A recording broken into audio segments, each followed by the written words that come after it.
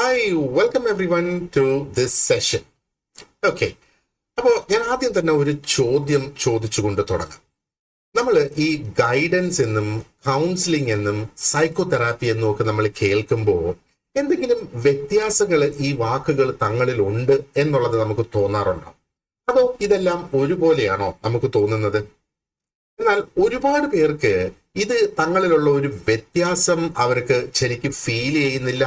അപ്പൊ നിങ്ങളെ കണക്കുള്ള പ്രൊഫഷണൽസിന്റെ കാര്യമല്ല ഞാൻ ഈ പറയുന്നത്, ഒരു പക്ഷേ the common man who are not professionals like U.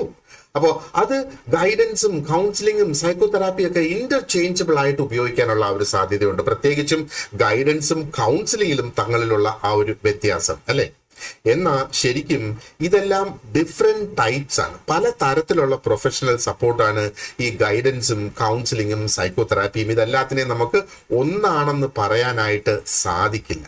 അപ്പൊ എന്തൊക്കെയാണ് ഇതിനകത്ത് വരുന്ന ഈ വ്യത്യാസങ്ങൾ? എന്താണ് ഈ ഗൈഡൻസ്, എന്താണ് ഈ കൗൺസിലിംഗ്, എന്താണ് സൈക്കോതെറാപ്പി എന്നൊക്കെയുള്ളത് നമുക്ക് ഈ ഒരു സെഷനിൽ ഡീറ്റെയിൽഡ് ആയിട്ടൊന്ന് നോക്കാം. സോ വെൽക്കം ടു പോപ്പൻ school once again and this is Sebastian.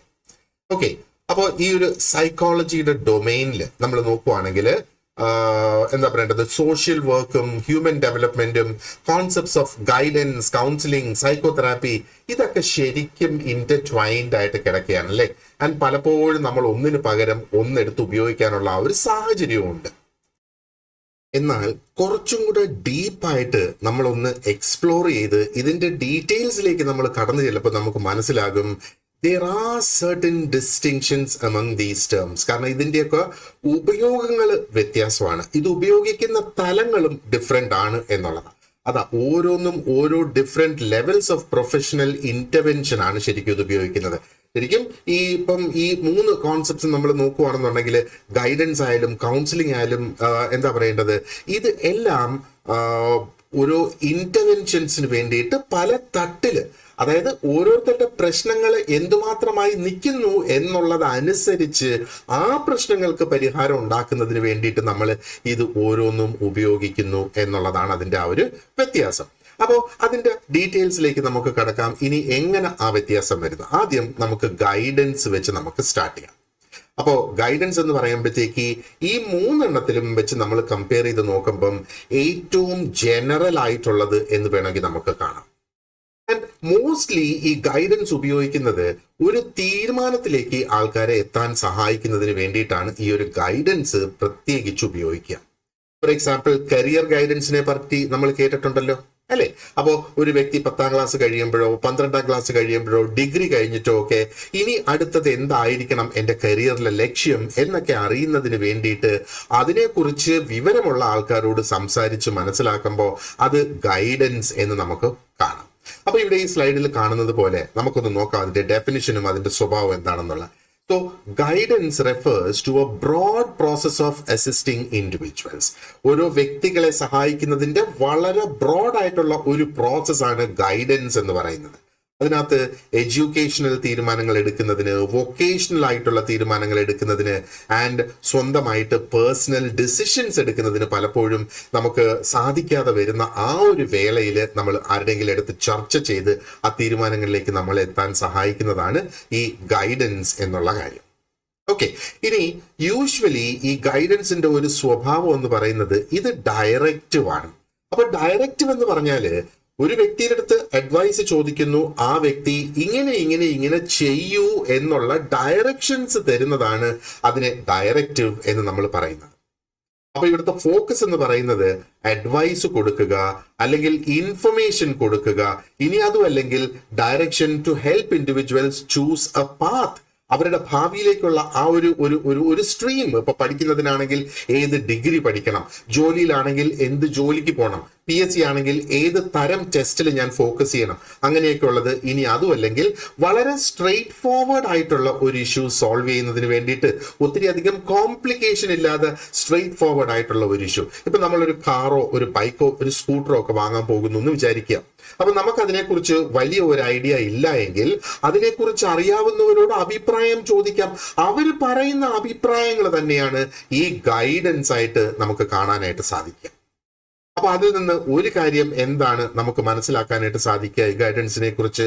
Guidance എന്ന് പറയുമ്പോഴത്തേക്ക് ഒത്തിരി അധികം ഒരു പ്രൊഫഷണൽ ബാക്ക്ഗ്രൗണ്ട് ഉള്ള വ്യക്തി ആയിരിക്കുമോ, അല്ലെങ്കിൽ അങ്ങനെയുള്ള ഒരു വ്യക്തി ആകണോ ഈ ഒരു ഗൈഡൻസ് നൽകുന്നതിന് വേണ്ടിയിട്ട്?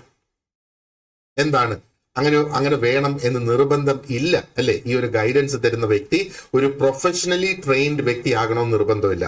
എന്നാൽ പ്രൊഫഷണലി ട്രെയിൻഡ് ആയിട്ടുള്ള ഗൈഡൻസും ചില സമയത്ത് നമുക്ക് ആവശ്യമായിട്ട് വരും. ഫോർ എക്സാമ്പിൾ, നമ്മുടെ ആ ഒരു എഡ്യൂക്കേഷണൽ തീരുമാനങ്ങൾ എടുക്കാനായിട്ട്, നമ്മുടെ ഫൈനാൻസിനെ കുറിച്ചുള്ള തീരുമാനങ്ങൾ നമ്മൾ എടുക്കുന്നതിന് അതൊന്നും കൗൺസിലിംഗ് അല്ല, അതെല്ലാം ഗൈഡൻസ് ആണ്. നമ്മൾ അഭിപ്രായം തേടി അതനുസരിച്ച് മുമ്പോട്ട് പോകുന്നു എന്നുള്ളതാണ് ആ ഗൈഡൻസിന്റെ ഒരു പ്രത്യേകത. ഇനി അടുത്ത സ്ലൈഡിലേക്ക് നോക്കുമ്പോൾ നമുക്ക് കാണാം എന്തൊക്കെയാണ് ഈ ഗൈഡൻസിന്റെ പ്രധാനപ്പെട്ട ഫീച്ചേഴ്സ് അല്ലെങ്കിൽ ഘടകങ്ങൾ എന്ന് നമുക്ക് നോക്കാം. ഒന്ന്, ഇത് എഡ്യൂക്കേഷണൽ ആൻഡ് വൊക്കേഷണൽ ആണ് ഇതിന്റെ മെയിൻ ആയിട്ടുള്ള ആ ഒരു ഫോക്കസ് എന്ന് പറയുന്നത്. എഡ്യൂക്കേഷണൽ ആയിരുന്നാലും വൊക്കേഷണൽ ആയിരുന്നാലും, വൊക്കേഷണൽ എന്ന് പറയുമ്പോഴത്തേക്ക് മിക്കവാറും അതിനകത്ത് എന്തെങ്കിലും തരത്തിലുള്ള ഒരു സ്കിൽ ഓറിയന്റഡ് ട്രെയിനിങ് ആയിരിക്കും ഈ വൊക്കേഷണൽ ട്രെയിനിങ് കൂടുതലും നമുക്ക് തരിക.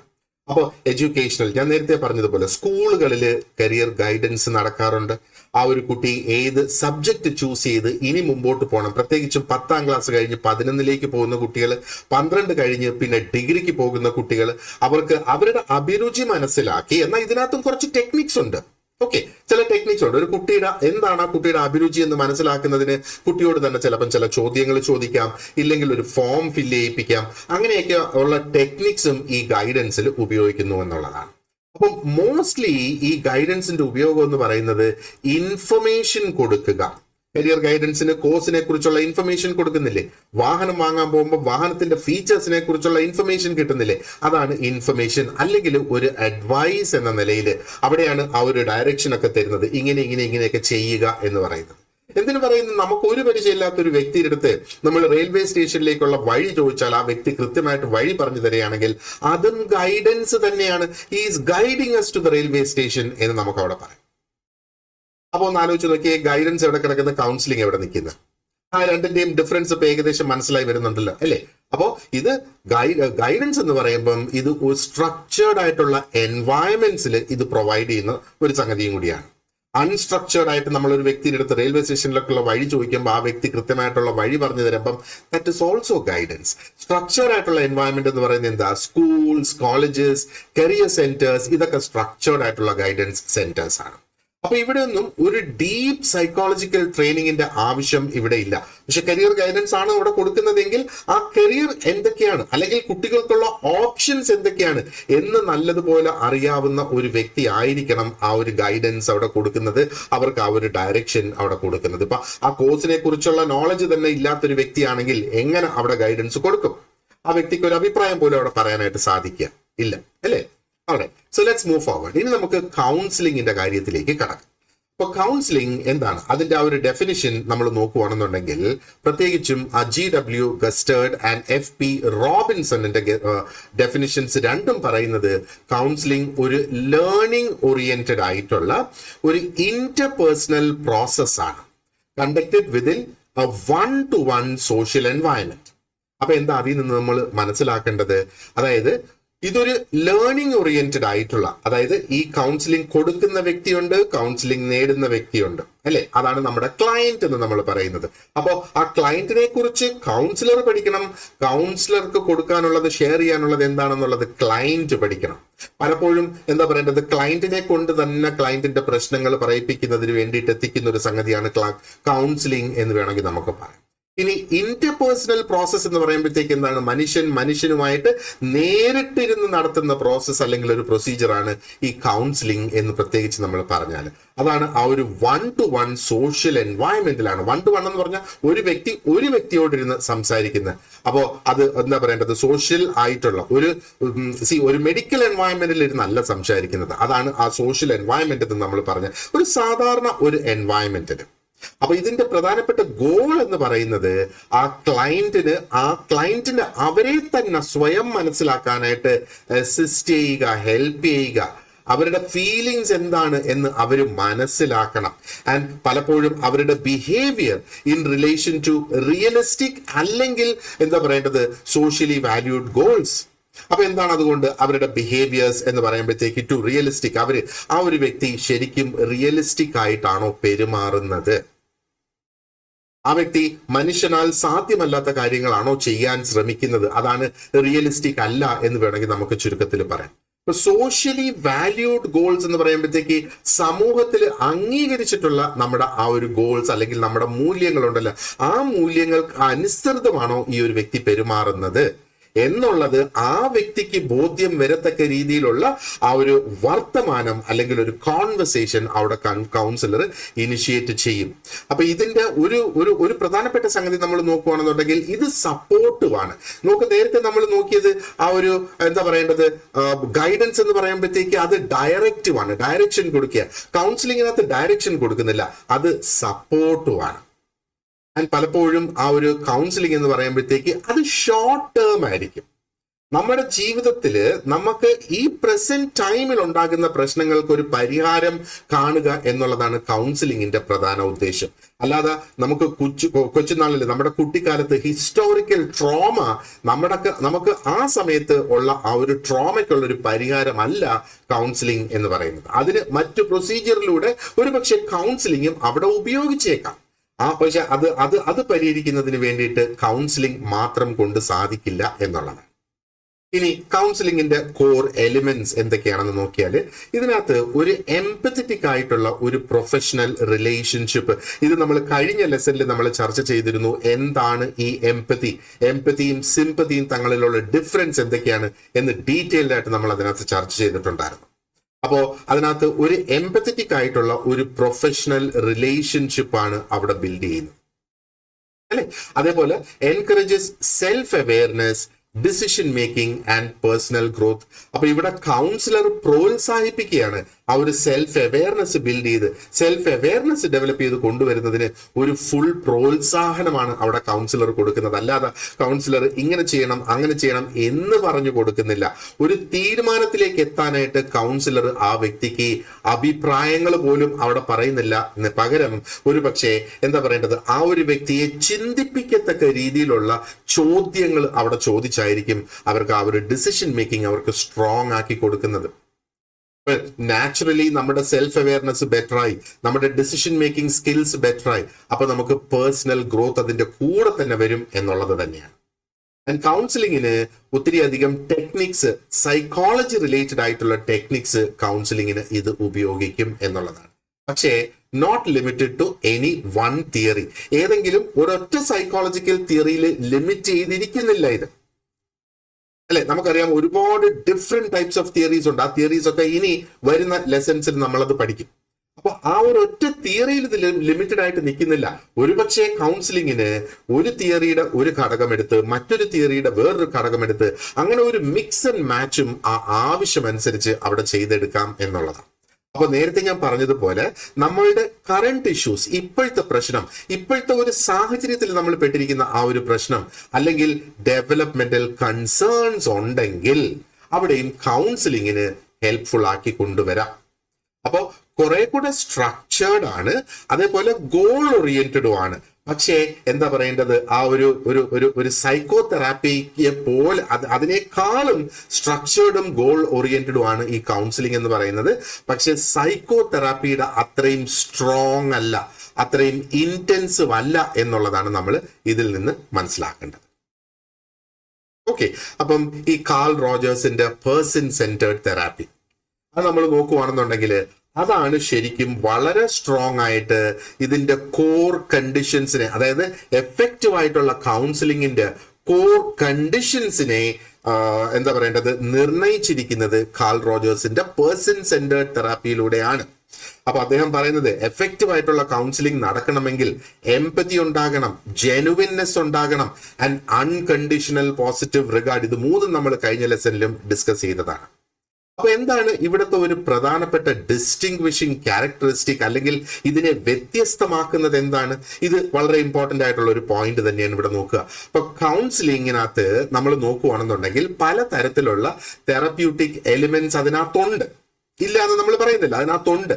പക്ഷേ മോസ്റ്റ്ലി നമ്മൾ നോക്കിയാൽ കൗൺസിലിംഗ് ഒരു supportive developmental and problem solving approach ആണ് വ്യക്തികൾക്ക് എടുക്കുന്നത്. ആൻഡ് വളരെ മൈൽഡ് ആയിട്ടുള്ള സൈക്കോളജിക്കൽ ഇഷ്യൂസിനെയാണ് കൗൺസിലിംഗിലൂടെ അഡ്രസ് ചെയ്ത് കൊണ്ടുപോകാനായിട്ട് സാധിക്കുക. അപ്പൊ ഇത് നമ്മൾ കൗൺസിലിങ്ങിനെ തനിയെ കാണുമ്പോൾ ആ ഒരു സാഹചര്യത്തിലാണ് ഇങ്ങനെ നമ്മൾ കൗൺസിലിങ്ങിനെ കുറിച്ച് ചിന്തിക്കേണ്ടത്. ഓക്കെ, ഇനി ലെറ്റ് us see എന്താണ് സൈക്കോതെറാപ്പി എന്നുള്ളത്. അപ്പോ സൈക്കോതെറാപ്പി എന്ന് പറയുന്നത് ഒരു ട്രീറ്റ്മെന്റ് ആണ്, അല്ലെ?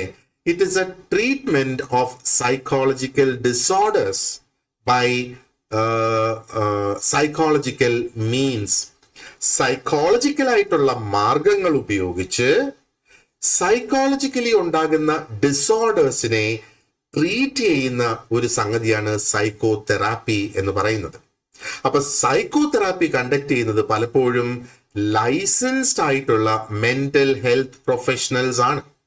അതിന്റെ ഒരു എക്സാമ്പിൾ ആണ് ക്ലിനിക്കൽ സൈക്കോളജിസ്റ്റ് അല്ലെങ്കിൽ ഒരു സൈക്യാട്രിസ്റ്റ്.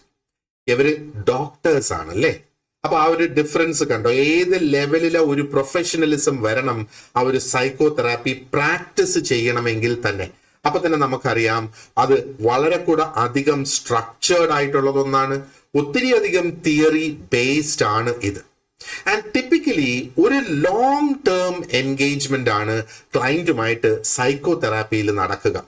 വളരെ ഡീപ്പായിട്ടുള്ള, വളരെ ആഴത്തിലുള്ള, വളരെ വലുതായിട്ടുള്ള സൈക്കോളജിക്കൽ ഡിസ്റ്റർബൻസസ് അനുഭവിക്കുന്ന വ്യക്തികൾക്കുള്ള സഹായം അല്ലെങ്കിൽ അതിനുള്ള ട്രീറ്റ്മെന്റ് ആണ് ഈ സൈക്കോതെറാപ്പി എന്ന് പറയുന്നത്. ഇനി നമുക്ക് നോക്കാം അതിന്റെ പ്രധാനപ്പെട്ട ഫീച്ചേഴ്സ് എന്തൊക്കെയാണ് എന്നുള്ളത്. ഒന്ന്, it is based on established psychological theories.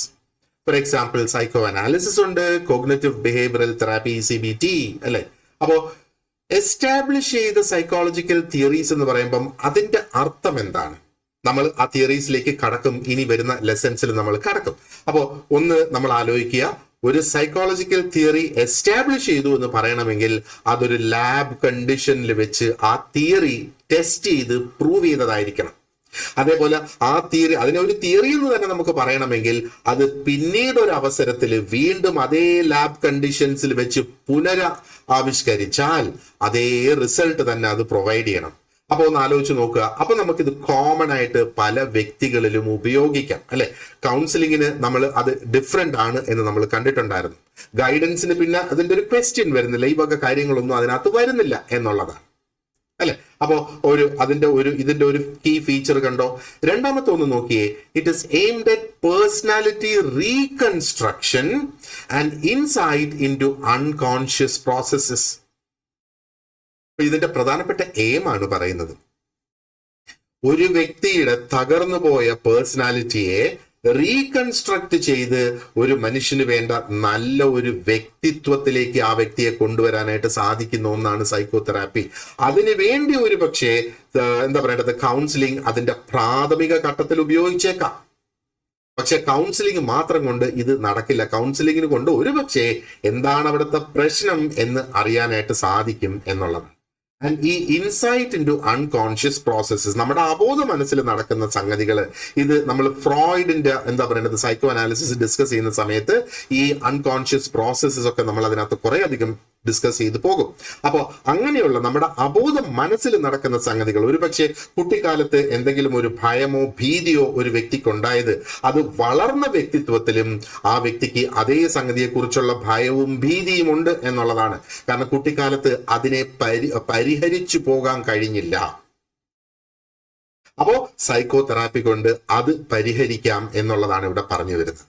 അപ്പോൾ it is suitable for individuals with neurotic or psychotic disorders. അപ്പോൾ ന്യൂറോട്ടിക് ഡിസോർഡേഴ്സ് ഉള്ള വ്യക്തികൾക്ക്, സൈക്കോട്ടിക് ഡിസോർഡേഴ്സ് ഉള്ള വ്യക്തികൾക്ക്, നോർമലായിട്ട് ചിന്തിക്കാൻ കഴിയാത്ത വ്യക്തികളാണ്, അല്ലെങ്കിൽ വ്യത്യസ്തമായി ഒരു പക്ഷേ സാധാരണ മനുഷ്യൻ ചിന്തിക്കാത്ത രീതിയിൽ ഒരു നെഗറ്റീവായിട്ട് ചിന്തിക്കുന്ന വ്യക്തിക്കാണ് സൈക്കോട്ടിക് ഡിസോർഡേഴ്സ് എന്ന് നമുക്ക് പറയാനായിട്ട് സാധിക്കുക. അങ്ങനെയുള്ള വ്യക്തികൾക്ക് ഒരു ചികിത്സാ മാർഗമാണ് സൈക്കോതെറാപ്പി എന്ന് പറയുന്നത്.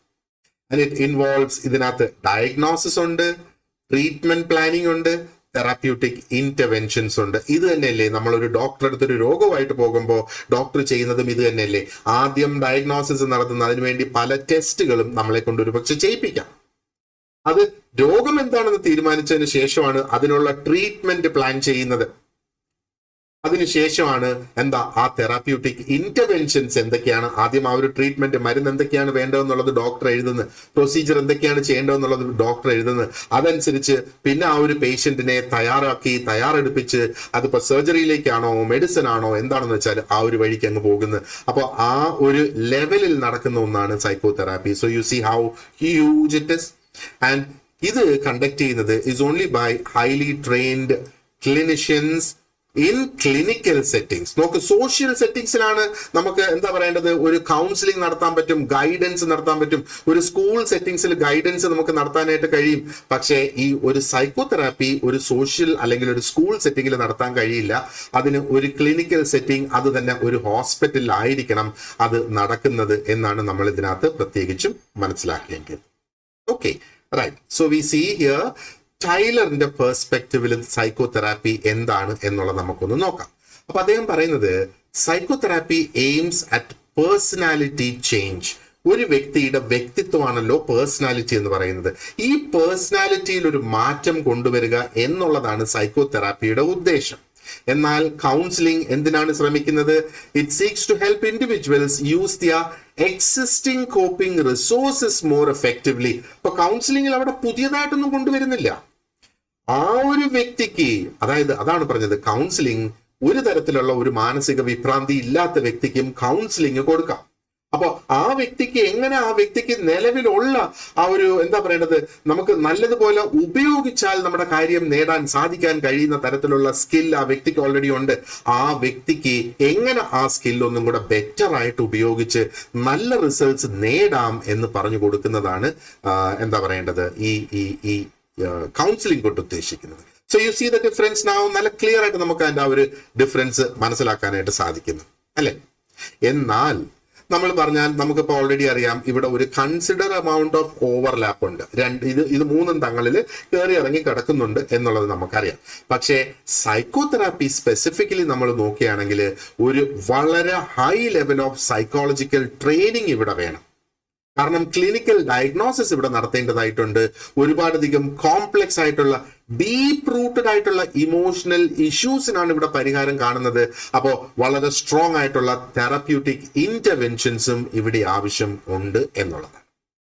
അപ്പൊ ഇനി അടുത്തത് നമുക്ക് ക്വിക്ക് ആയിട്ടൊന്ന് നോക്കാം ആ ഒരു കണ്ടിന്യൂം എങ്ങനെ ഇത് തുടർന്നു പോകുന്നു, അത് എന്തൊക്കെയാണ് ഇതിനകത്തുള്ള ഓവർലാപ്സ്, എന്തൊക്കെയാണ് ഇതിനകത്തുള്ള വ്യത്യാസങ്ങൾ. ഇത് തന്നെയാണ് നമ്മൾ ചർച്ച ചെയ്തത്.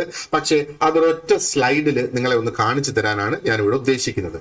അപ്പോ എന്താ പറയേണ്ടത്, ഇത് തങ്ങളിൽ ക്ലിയർ ആയിട്ടുള്ള ബൗണ്ടറീസ് വരുത്തി ഇത് മൂന്നും ഡിഫറെന്റ് ആണ് എന്ന് സ്ഥാപിക്കാനായിട്ടുള്ള ശ്രമങ്ങൾ ഒരുപാടധികം നടന്നിട്ടുണ്ട്. ഇപ്പൊ ഗൈഡൻസ് അല്ല കൗൺസിലിംഗ് അല്ല സൈക്കോതെറാപ്പി, ഇത് മൂന്നും വ്യത്യസ്തമായതാണ്. അതുകൊണ്ടാണല്ലോ അതിന് ഒരു ബൗണ്ടറി ഇട്ട് ഇപ്പൊ ഇത് കൊണ്ട് ഇത്രേ പറ്റുള്ളൂ, ഇതുകൊണ്ട് ഇത്രേ പറ്റുള്ളൂ, ഇതുകൊണ്ട് ഇത്രയും പറ്റും എന്ന് നമ്മൾ പറയുന്നത്. പല സ്കോളേഴ്സ് അതിന് വേണ്ടിയിട്ട് പ്രവർത്തിച്ചിട്ടുണ്ട്. Like Truax and Carkhuff 1967, Corey 1991, Patterson 1974. അപ്പോ ഇങ്ങനെ ഒരു ക്ലിയർ ബൗണ്ടറി ഡ്രോ ചെയ്യാനായിട്ട് ശ്രമിച്ചിട്ടുണ്ടെങ്കിലും they observed significant overlap between counselling and psychotherapy. ഒന്ന് ആലോചിക്കുക, ഇവിടെ ഗൈഡൻസിനെ കുറിച്ച് നമ്മൾ ഇവിടെ സംസാരിക്കുന്നില്ല. കാരണം ഗൈഡൻസ് നമുക്കറിയാം വളരെ ബേസിക് ആയിട്ടുള്ള ഒരു സംഗതിയാണ്. ഒരു ട്രെയിനിങ്ങും ഇല്ലാത്ത വ്യക്തിക്കും ഗൈഡൻസ് കൊടുക്കാം. പക്ഷെ കൗൺസിലിംഗ് വരുമ്പം ഒരു ചെറിയ എമൗണ്ട് ഓഫ് ട്രെയിനിങ് അതിനകത്ത് വരുന്നുണ്ട്. അതൊരു പ്രൊഫഷണൽ സർവീസ് തന്നെയാണ്. അപ്പൊ നമുക്ക് ഇനി ആ ഒരു കൗൺസിലിംഗും സൈക്കോതെറാപ്പിയും അതിനോടൊപ്പം ഗൈഡൻസും കൂടെ എഴുതി വെച്ചിട്ട് എന്താണ് അതിന്റെ ആ ഒരു ഓവർലാപ്പ്, എന്താണ് അതിന്റെ ആ ഒരു ഡിസ്റ്റിങ്ഷൻസ് എന്ന് നമുക്കൊന്ന് നോക്കാം. ഓക്കെ, അപ്പൊ കൗൺസിലിംഗ് ആൻഡ് സൈക്കോതെറാപ്പി അതിന്റെ പോയിന്റ്സ് ഓഫ് കൺവേർജൻസ് ഓവർലാപ്പ് ആണ്. രണ്ടിലും സമാനതകളാണ് നമ്മൾ ഇവിടെ നോക്കുന്നത്. രണ്ടും ക്ലയന്റ് സെന്റേർഡ് ആണ് അല്ലെ. ക്ലയന്റ് സെന്റേർഡ് എന്ന് പറയുമ്പോഴത്തേക്ക് രണ്ടും ആ ഒരു ക്ലയന്റിന് വേണ്ടി പ്രവർത്തിക്കുന്ന സംഗതികളാണ്. കാരണം ഓരോ ക്ലയന്റിനും ഡിഫറെന്റ് ആയിരിക്കും അവിടെ വേണ്ടി വരുന്ന ഇന്റർവെൻഷൻസ്. മറ്റൊന്ന് സ്ട്രെസ് ആൻഡ് തെറാപ്യൂട്ടിക് റിലേഷൻഷിപ്പ് ഇതിനകത്ത് രണ്ടിലും ഉണ്ട് എന്നുള്ളതാണ്. ഓക്കെ, ഇനി മൂന്നാമതൊന്ന് utilise similar verbal and non verbal techniques. ഇപ്പൊ കൗൺസിലിംഗിലായിരുന്നാലും സൈക്കോതെറാപ്പിയിലായിരുന്നാലും ഒരേപോലെയുള്ള പലതരത്തിലുള്ള വേർബൽ ടെക്നിക്സും നോൺ വേർബൽ ടെക്നിക്സും ഇതിനകത്ത് ഉപയോഗിക്കാറുണ്ട്. വേർബൽ ടെക്നിക്സ് എന്ന് പറയുന്നതാണ് ആ ഒരു കോൺവെർസേഷൻ അവിടെ നടക്കുന്നത്, പ്രോബിംഗ് ക്വസ്റ്റ്യൻസ് ചോദിച്ച് അവരുടെ ഉള്ള് അറിയാനായിട്ട് ശ്രമിക്കുന്നത്. ആൻഡ് രണ്ടിന്റെയും ഫോക്കസ് നമ്മൾ നോക്കിയാൽ on enhancing personal insight and coping. അപ്പോൾ പേഴ്സണൽ ഇൻസൈറ്റ് എന്ന് പറയുമ്പോഴത്തേക്ക് എന്താണ്, അവരവരുടെ ഉള്ളിലുള്ളത് എന്താണ് എന്ന് മനസ്സിലാക്കാനായിട്ട് അവരെ ഹെൽപ്പ് ചെയ്യുന്നു. ആൻഡ് അവർക്ക് പ്രശ്നങ്ങൾ വരുന്ന സാഹചര്യത്തിൽ അതിനെ തരണം ചെയ്ത് എങ്ങനെ മുമ്പോട്ട് പോകാം എന്നുള്ളത് പഠിപ്പിക്കുന്നു. അത് ഇതിൽ രണ്ടിലും ചെയ്യുന്നുണ്ട് എന്ന് നമുക്ക് കാണാം. എന്നാൽ ഇതിന്റെ പോയിന്റ് ഓഫ് ഡൈവേർജൻസ്, ഇത് എവിടെയാണ് വ്യത്യസ്തമാകുന്നത് എന്ന് നമുക്ക് നോക്കാം. അപ്പൊ ഈ ഒരു ടേബിളിൽ നോക്കുക, ഇവിടെ നമുക്ക് ഗൈഡൻസ് ആണ് ആദ്യം കൊടുത്തിട്ടുള്ളത്, കൗൺസിലിംഗ് രണ്ടാമത് കൊടുത്തിട്ടുണ്ട്, ആൻഡ് മൂന്നാമത് സൈക്കോതെറാപ്പി കൊടുത്തിട്ടുണ്ട്. അപ്പോൾ ഇതിന്റെ ഡെപ്ത് ഓഫ് എൻഗേജ്മെന്റ് എന്തുമാത്രം ആ ഒരു ക്ലയന്റും എന്താ പറയേണ്ടത്, ഗൈഡൻസ് കൊടുക്കുന്ന വ്യക്തി അല്ലെ കൗൺസിലർ അല്ലെങ്കിൽ ആ സൈക്കോതെറാപ്പിസ്റ്റ് ആ ഒരു ക്ലയന്റുമായിട്ട് എന്തുമാത്രം ആഴത്തിൽ എൻഗേജ് ചെയ്യും എന്നുള്ളതാണ്. അപ്പൊ ഗൈഡൻസ് സൂപ്പർഫിഷ്യൽ ആണ്. സൂപ്പർഫിഷ്യൽ എന്ന് പറഞ്ഞാൽ എന്താണ്, ഉള്ളിലേക്ക് ചെല്ലുന്നില്ല, അതിന്റെ പുറമേ ഉള്ള കാര്യങ്ങൾ മാത്രം. കൗൺസിലിംഗ് എന്ന് പറയുമ്പോഴത്തേക്ക് ഒരു മോഡറേറ്റ് ആയിട്ട് ഉള്ളിലേക്ക് ഇറങ്ങി ചെല്ലുന്നുണ്ട്. എന്നാൽ സൈക്കോതെറാപ്പി എന്ന് പറയുമ്പോൾ ഒരുപക്ഷെ അബോധ മനസ്സിൽ കിടക്കുന്ന സംഗതികൾ വരെ തിരിച്ചറിയാനായിട്ട് അല്ലെങ്കിൽ അത് പുറത്തേക്ക് കൊണ്ടുവരാനായിട്ടുള്ള ശ്രമം, അതുകൊണ്ട് തന്നെ അത് വളരെ ഡീപ്പായിട്ടുള്ള ഒരു എൻഗേജ്മെന്റ് ആണ്. ഇനി നമ്മൾ നേച്ചർ ഓഫ് പ്രോബ്ലംസ്, ഈ ഓരോ ഗൈഡൻസ് എന്ത് തരം പ്രോബ്ലംസിനെ ആണ് സഹായിക്കുന്നത്, അത് ഡെവലപ്മെന്റൽ ആയിട്ടുള്ള പ്രോബ്ലംസ്, ഇൻഫർമേഷണൽ ആയിട്ടുള്ള പ്രോബ്ലംസ്. ഓക്കെ, എന്നാൽ കൗൺസിലിങ്ങിനോ സിറ്റുവേഷണൽ ആയിട്ടുള്ള പ്രോബ്ലംസ്, ഇമോഷണൽ ആയിട്ടുള്ള പ്രോബ്ലംസ് ഒരു പരിധി വരെ കൗൺസിലിങ്ങിലൂടെ നടക്കും. സൈക്കോതെറാപ്പിയോ സൈക്കോളജിക്കൽ ഡിസോർഡേഴ്സ് ആണ് അത് കൈകാര്യം ചെയ്യുന്നത്. ഇനി മൂന്നാമത് അതിന്റെ ആ ഒരു ഡ്യൂറേഷൻ, എന്ത് കാലയളവിൽ ഇത് കഴിയും. അപ്പോൾ ഗൈഡൻസ് എന്ന് പറയുമ്പോഴത്തേക്ക് ഷോർട്ട് ടേം ആണ്, അത് ചിലപ്പോൾ 1 മണിക്കൂറോ 2 മണിക്കൂറോ കൊണ്ട് അതങ്ങ് തീരും. ഇനി കൗൺസിലിംഗ് എന്ന് പറയുമ്പോഴത്തേക്ക് അതൊരു ഷോർട്ട് ടു മീഡിയം ടേം ആണ്. ചിലപ്പോൾ 1-2 മണിക്കൂറുകൾ, ചിലപ്പോൾ 1-2 ദിവസം, ചിലപ്പോൾ ഒരാഴ്ച വരെയൊക്കെ നീണ്ടു നിൽക്കും, ചിലപ്പോൾ ഒരു 5 സെഷൻസ് അതിന് നീണ്ടു നിൽക്കും. അങ്ങനെ അതൊക്കെയാണ് ആ ഷോർട്ട് ടു മീഡിയം ടേം എന്ന് പറയുന്നത്. എന്നാൽ ഈ സൈക്കോതെറാപ്പി എന്ന് പറയുമ്പോഴത്തേക്ക് അതൊരു മീഡിയം ടു ലോങ് ടേം, ചിലപ്പം വർഷങ്ങൾ എടുക്കും ആ ഒരു ഡെവലപ്മെന്റ് നമുക്ക് കാണാനായിട്ട്. ഇനി അതിന്റെ ആ ഒരു അപ്രോച്ചിൽ നോക്കിയാലോ, ഗൈഡൻസ് എന്ന് പറയുമ്പം ഡയറക്റ്റീവ് ആണ് അതിന്റെ അപ്രോച്ച് അല്ലേ, ആ ഒരു ഡയറക്ഷൻസ് കൊടുക്കുന്നതാണ്. കൗൺസിലിംഗ് ഡയറക്റ്റീവ് അല്ല, അത് നോൺ ഡയറക്റ്റീവ് ആണ്, എന്നാൽ at the same time supportive ആണ്, ആ ഒരു വ്യക്തിക്ക് സപ്പോർട്ട് കൊടുക്കുകയാണ്. എന്നാൽ സൈക്കോതെറാപ്പി എന്ന് പറയുമ്പോഴത്തേക്ക് അനലിറ്റിക് ആണ്, റീകൺസ്ട്രക്റ്റീവ് ആണ്. ആ ഒരു വ്യക്തിയുടെ തകർന്നു പോയ ആ ഒരു പേഴ്സണാലിറ്റി വീണ്ടും പഴയപടിയാക്കി എടുക്കാനായിട്ടുള്ള ശ്രമം. അപ്പം അനലിറ്റിക് എന്ന് പറയുമ്പോഴത്തേക്ക് പലതരത്തിലുള്ള അനാലിസിസ് നടത്തി അതിനെക്കുറിച്ച് ആ ഒരു നിഗമനത്തിലെത്തുന്നു എന്നുള്ളത്. ഇനി അതിന്റെ ആ ഒരു പ്രൊഫഷണൽ റിക്വയർമെന്റ്സ് നോക്കിയാലോ, നമുക്കിപ്പോ ഗൈഡൻസിൽ may not require special training, പക്ഷേ എന്ത് തരം ഗൈഡൻസ് ആണ് അവിടെ കൊടുക്കുന്നത് എന്നുള്ളത് വെച്ചിട്ട് നമുക്ക് ഒരു പക്ഷേ പറയാം ചെറിയ തരത്തിലുള്ള ഒരു ട്രെയിനിങ് ചിലപ്പോൾ ആവശ്യമായിട്ട് വരും. എന്നാൽ നമുക്ക് എന്താ പറയണ്ടേ, കൗൺസിലിംഗിൽ നോക്കിയാൽ കൗൺസിലിംഗ് ടെക്നിക്സിലുള്ള ട്രെയിനിങ് ആ വ്യക്തിക്ക് നേടിയിരിക്കണമെങ്കിൽ മാത്രമേ കൗൺസിലിംഗ് നടത്താനായിട്ട് സാധിക്കുള്ളൂ. ആൻഡ് സൈക്കോതെറാപ്പി എന്ന് പറയുമ്പോഴത്തേക്ക് ക്ലിനിക്കൽ സർട്ടിഫിക്കേഷൻ അവിടെ ആവശ്യമായിട്ട് വരും. ആൻഡ് വളരെ എക്സ്റ്റെൻസീവ് ആയിട്ടുള്ള സൈക്കോളജിക്കൽ ട്രെയിനിങ് ഇതിന്റെ ഭാഗമായിട്ട് വരുന്നത്. ലൈസൻസിങ്ങും വേണം അല്ലെ, ആ ഒരു വ്യക്തിക്കാണ് എന്താ പറയണ്ടേ സൈക്കോതെറാപ്പി ചെയ്തു പോകാനായിട്ട് സാധിക്കുക. ഇപ്പൊ ഇതിൽ നിന്ന് നമുക്ക് ആ ഒരു ക്ലിയർ ആയിട്ടുള്ള ഡിസ്റ്റിങ്ഷൻസ് നമുക്ക് കാണാം, എന്താണ് ഇത് തങ്ങളിലുള്ള ആ ഒരു വ്യത്യാസം എന്നാണ്.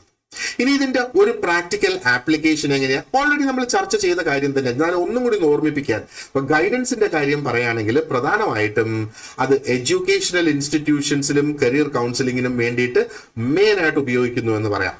എന്നാൽ കൗൺസിലിംഗ് എന്ന് പറയുമ്പോഴത്തേക്ക് സ്കൂൾസിൽ അത് ഉണ്ട്, ഫാമിലി വെൽഫെയർ സെന്റേഴ്സിലുണ്ട്, NGOs നടത്തുന്നുണ്ട്, സോഷ്യൽ വർക്കേഴ്സ് നടത്തുന്നുണ്ട്. അവരുടെ ജീവിതത്തിലെ പല ട്രാൻസിഷൻസിലും മാനേജ് ചെയ്ത് പോകുന്നതിന് വേണ്ടിയിട്ട് ഒരുപക്ഷെ ഒരു ഘട്ടത്തിൽ നിന്ന് മറ്റൊരു ഘട്ടത്തിലേക്ക് പോകുന്ന, അല്ലെങ്കിൽ ഒരു താൽക്കാലികമായ ഒരു പ്രശ്നത്തിന് ഒരു പരിഹാരം കാണാനായിട്ട് കൗൺസിലിംഗിലേക്ക് പോകുന്നു എന്നുള്ളതാണ്. ഇനി സൈക്കോതെറാപ്പി എന്ന് പറയുമ്പോഴത്തേക്ക് സാധാരണയായി ഹോസ്പിറ്റൽസ് അല്ലെങ്കിൽ മെന്റൽ ഹെൽത്ത് ഹോസ്പിറ്റൽസ്, ക്ലിനിക്സ്, ഇനി അതും അല്ലെങ്കിൽ there is private practice focusing on treating emotional and psychiatric disorders ആണ്. അപ്പൊ ഒരു ഡിസോർഡറിന്റെ ലെവലിലേക്ക് എത്തിക്കഴിഞ്ഞാൽ പിന്നെ നമുക്ക് നമ്മുടെ നാട്ടുവൈദ്യം പാടായിരിക്കും അല്ലേ എന്ന് പറഞ്ഞതുപോലെയാണ് ഇത്. പിന്നെ അതിന്റെ ആ ഒരു അൾട്ടിമേറ്റ് പ്രൊഫഷണൽ ലെവലിലേക്ക് അങ്ങ് പോയതായിട്ട് നമുക്ക് കാണാം. അപ്പോൾ ഈ ഗൈഡൻസും കൗൺസിലിങ്ങും സൈക്കോതെറാപ്പിയും ഡിഫറൻഷിയേറ്റ് ചെയ്യുക അതെന്തിനു വേണ്ടിയിട്ടാണ്? നമുക്ക് ആ ഒരു പ്രൊഫഷണൽ റോൾസ് എന്താണെന്ന് മനസ്സിലാക്കുന്നതിന് വേണ്ടിയിട്ട്. ഡിഫൈനിങ് ക്ലയന്റ് എക്സ്പെക്ടേഷൻസ്, ക്ലയന്റിന്റെ പ്രതീക്ഷകൾ നമുക്ക് അവിടെ നിർണ്ണയിക്കണമെങ്കിൽ നമുക്ക് ഈ ഓരോരുത്തരുടെ റോൾ അറിയണം. കാരണം ക്ലയന്റിന്റെ പ്രതീക്ഷ ഒരു സൈക്കോതെറാപ്പിയിലേക്ക് നിൽക്കുകയാണെങ്കിൽ നമുക്ക് അവിടെ ഗൈഡൻസ് കൊണ്ടുവന്നാൽ പറ്റില്ല അല്ലേ? ആൻഡ് ഏത് ലെവലിലുള്ള ഒരു ഇന്റർവെൻഷൻ ആണ് ആവശ്യം എന്ന് നിങ്ങൾക്കൊരു തീരുമാനം എടുക്കാനായിട്ട് കഴിയുന്നത് ഇത് കുറെ കൂടെ മനസ്സിലാക്കുമ്പോഴാണ്. അതേപോലെ ഗൈഡൻസ് എന്താണ്? ഒരു ഡയറക്ഷണൽ സപ്പോർട്ട് തരുമ്പോ കൗൺസിലിംഗ് ഒരു സെൽഫ് അണ്ടർസ്റ്റാൻഡിങ്ങിന് സാധൂകരിക്കുന്നു എന്നുള്ളതാണ്. അപ്പൊ സെൽഫ് അണ്ടർസ്റ്റാൻഡിങ് നമ്മൾ മനസ്സിലായി കഴിഞ്ഞാൽ പിന്നെ നമ്മൾ അഡ്ജസ്റ്റ്മെന്റ് ആണ് വരുത്തുന്നത്, പുതിയതായിട്ടൊന്നും അവിടെ കൊണ്ടുവരുന്നില്ല. നമുക്ക് ഓൾറെഡി ഉള്ളതിനെ നമ്മളൊന്ന് ബെറ്റർ ആക്കുന്നത്. എന്നാൽ നമ്മൾ ആ ഒരു നെഗറ്റീവ് സ്റ്റേജിലേക്ക് പോയിട്ടുമില്ല, നമ്മുടെ കയ്യിലുള്ളത് നമുക്ക് ഉപയോഗിക്കാൻ അറിയില്ല എന്നുള്ള സാഹചര്യമാണിത്. പക്ഷെ സൈക്കോതെറാപ്പി എന്ന് പറയുമ്പോഴത്തേക്ക് വളരെ ഡീപ്പായിട്ടുള്ള സൈക്കോളജിക്കൽ ഡിസ്ഫങ്ഷൻസിനെയാണ് അത് എന്താ പറയേണ്ടത് നേരിടുന്നത് എന്ന് മനസ്സിലാക്കുക. ഇനി ഒന്ന് ചിന്തിച്ചു നോക്കിയേ, നിങ്ങൾ ഇതേപോലെയുള്ള ഏതെങ്കിലും ഘട്ടത്തിൽ അല്ലെങ്കിൽ നിങ്ങൾ ചെയ്തിട്ടുള്ള പ്രവൃത്തികൾ വർക്കുമായിട്ട് റിലേറ്റഡ് ആയാലും നിങ്ങൾ പഠിക്കുന്ന സമയത്ത് നിങ്ങളുടെ പ്രോജക്റ്റിന്റെ ഭാഗമായിട്ടായാലും നിങ്ങൾ ചെയ്തിട്ടുള്ളതൊക്കെ എന്താണ് എന്നൊന്ന് ചിന്തിച്ചു നോക്കി അതിനെ ഇതിന്റെ ഏത് ബ്രാക്കറ്റിലൊക്കെ നിങ്ങൾക്ക് പെടുത്താനായിട്ട് സാധിക്കുമെന്ന് നോക്ക്. അങ്ങനെ നമ്മൾ നമ്മുടെ തന്നെ ഉള്ളിൽ നിൽക്കുന്ന ആ ഒരു പ്രാക്ടീസ് ഇതിലേക്ക് നമ്മളൊന്ന് അപ്ലൈ ചെയ്യുമ്പോൾ നമുക്ക് കൃത്യമായിട്ട് ആ ഡിസ്റ്റിങ്ഷൻസ് ആ ഡിഫറൻസസ് എന്താണ് എന്ന് മനസ്സിലാക്കാനായിട്ട് സാധിക്കും. നോക്ക്, ഇതിനകത്ത് ഏകദേശം 10 സബ് ടോപ്പിക്സ് ഉണ്ട്. അതിൽ ഒരു സബ് ടോപ്പിക് ആണിത്. അപ്പൊ ഇതിൽ നിന്ന് ഒരു ചോദ്യം, കാരണം മൊത്തം മോഡ്യൂളിന് 10 മാർക്കാണ് കൊടുത്തിട്ടുള്ളത്. അപ്പൊ ഏകദേശം 10 അതായത് അതോ ഏകദേശം 9 സബ് ടോപ്പിക്സ് ഇതിനകത്തുണ്ട് ഈ ഒരു മോഡ്യൂളിൽ. അപ്പോൾ നോക്കിക്കോളൂ, ഓരോ മോഡ്യൂളിൽ നിന്നും നിർബന്ധമായിട്ടും ഒരു ചോദ്യമെങ്കിലും അവർക്ക് ഓരോ സബ് ടോപ്പിക്കിൽ നിന്ന് നിർബന്ധമായിട്ടും ഓരോ ചോദ്യങ്ങൾ വെച്ച് ചോദിച്ചാൽ തന്നെ അവരുടെ ആ ഒരു ടാർഗറ്റ് 10 മാർക്കിന്റെ ചോദ്യങ്ങൾ അവിടെ ആകും എന്നുള്ളതാണ്. So do not ignore it. Okay, അപ്പൊ ഇതിന്റെയും ഡീറ്റെയിൽഡ് ആയിട്ടുള്ള നോട്ട്സ് ഞാൻ നിങ്ങളുടെ ഗൂഗിൾ ക്ലാസ് റൂമിൽ അപ്ലോഡ് ചെയ്തിട്ടുണ്ട്. അതോടൊപ്പം തന്നെ ഒരുപാടധികം പ്രാക്ടീസ് ക്വസ്റ്റ്യൻസ് അതിനകത്ത് കൊടുത്തിട്ടുണ്ട്. ആ ക്വസ്റ്റ്യൻസ് എടുത്ത് പ്രാക്ടീസ് ചെയ്യുക. ഞാൻ എപ്പോഴും പറയാറുള്ളത് പോലെ 50% മാർക്ക് നമുക്ക് പ്രാക്ടീസ് ക്വസ്റ്റ്യൻസിൽ നേടാനായില്ല എങ്കിൽ നമുക്ക് അതിനകത്ത് ആവശ്യത്തിനുള്ള നോളജ് ലഭിച്ചിട്ടില്ല എന്ന് തന്നെയാണ് അതിന്റെ അർത്ഥം. അപ്പോൾ ആ ഡീറ്റെയിൽഡ് നോട്ട്സ് പിന്നെ ഒന്ന് വായിക്കുക, വേണ്ടി വന്ന ലെസൺ റിപ്പീറ്റ് ചെയ്യുക. എന്തെങ്കിലും നിങ്ങൾക്ക് ക്ലാരിഫിക്കേഷൻ ആവശ്യമുണ്ടെങ്കിൽ അത് എന്നോട് പറയാം, നമുക്കത് ലൈവ് ക്ലാസ്സിൽ ഡിസ്കസ് ചെയ്യാം. എന്നെ വിളിച്ചോളൂ, അല്ലെങ്കിൽ വാട്സാപ്പിൽ മെസ്സേജ് അയച്ചോളൂ. എന്താണ് ആ പ്രശ്നം എന്ന് പറയുക, അതിനുള്ള പരിഹാരം, അതിനുള്ള ഉത്തരം ഞാൻ നിങ്ങൾക്ക് ഇമീഡിയറ്റ് ആയിട്ട് തന്നെ തരുന്നതായിരിക്കും.